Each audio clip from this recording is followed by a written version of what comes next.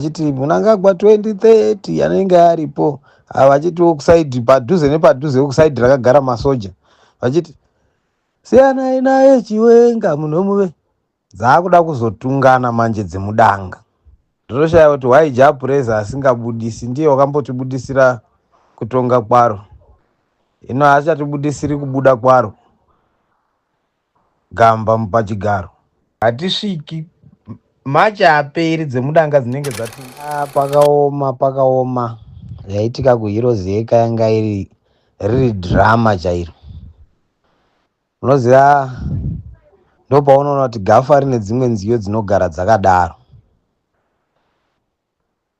Hanzi padzinotungana dzemudanga mahwane anenge atanga, hapana anoda kuitwa mhuru, vanenge vachida kuratidzana ubhuru.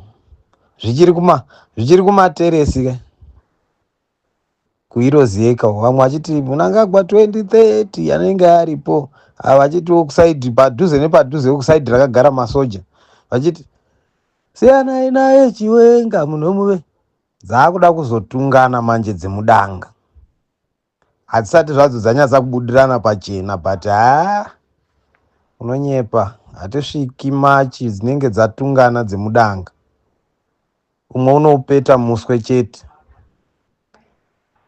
Wakataura Apostle Chiwenga akati ndaona vamwe vanhu vakamboita chinhu chavo vakawirirana vari 2 vabudana vava vana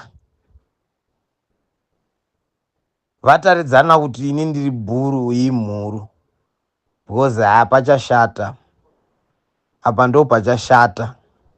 Hanzi vanhu ivava vachakonana zvokuti dhu, ende masainzi avapo.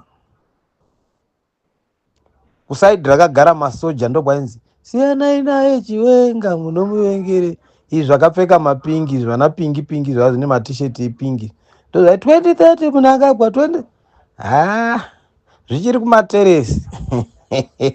Zvakuda kuzopinda mugiraundi, isi tinenge takangozorora zvedu.